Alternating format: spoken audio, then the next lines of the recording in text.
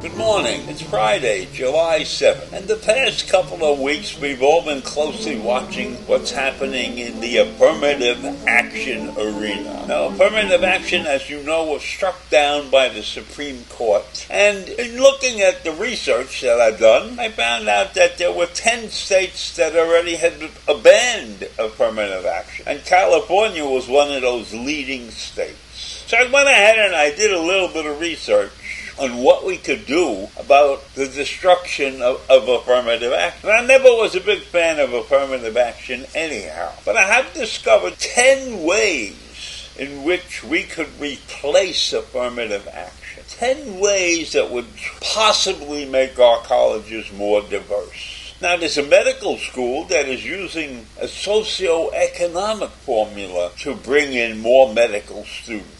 But there are many people that are against that particular methodology. There's many people that don't think that poor people should have a shot at getting into medical school because they've attended lesser schools, less expensive schools, schools that are not high up there on the educational criteria. But let me tell you the 10 things that I have discovered.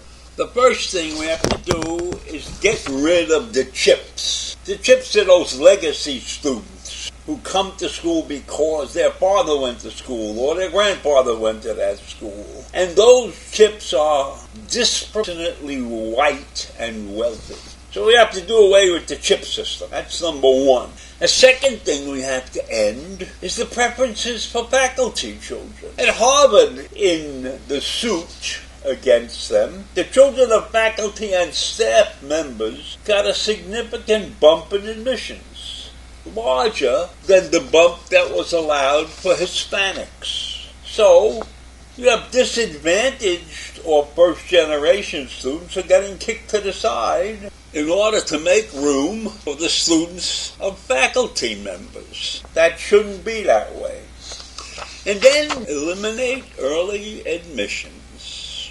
Because applying early to colleges provides a big boost in your chances of getting into that school. And as usual, this particular methodology benefits the white, the wealthy, over those who are less monetarily endowed. I don't know why that should be the case, but apparently those who are white and wealthy have the time and effort to do a lot of research and a lot of visiting to many schools.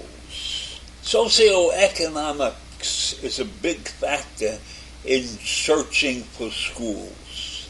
Because if you're poor, you don't have the time to visit half the colleges in this country that might accept you. Number 4, we should give a boost in admission to low-income and first-generation students.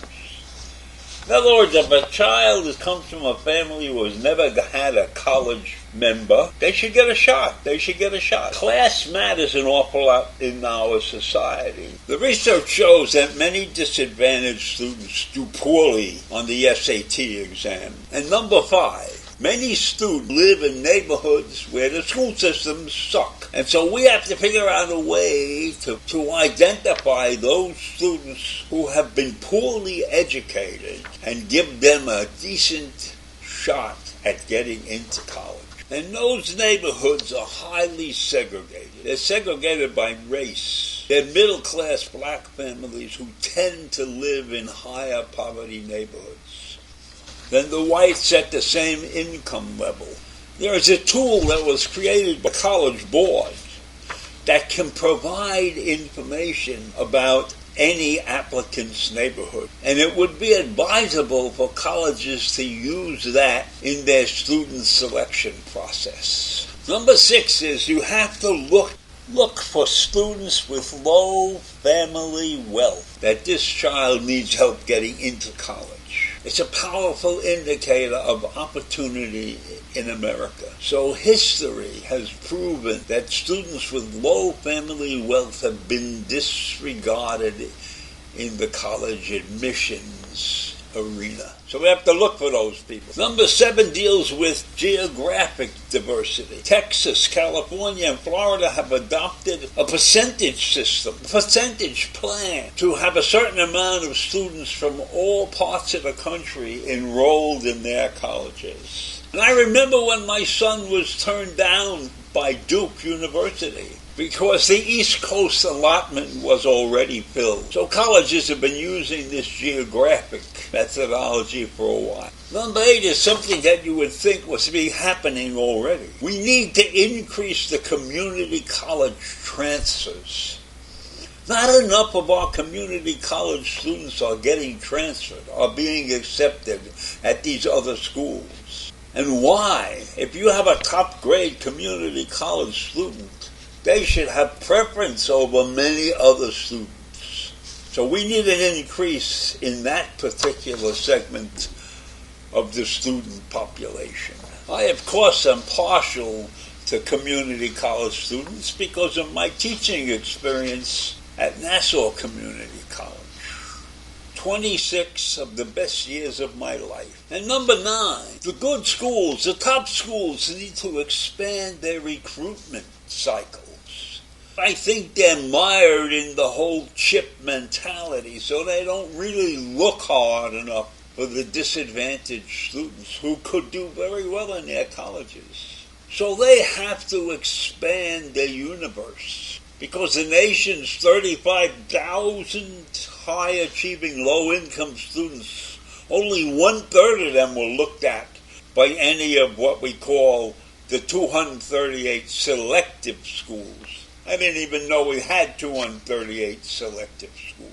But those schools, those selective schools, and I believe they're talking about Ivy League schools more than anything else, they should be looking for these students. And I know the Ivy League does have a good program to help out those in the lower income levels.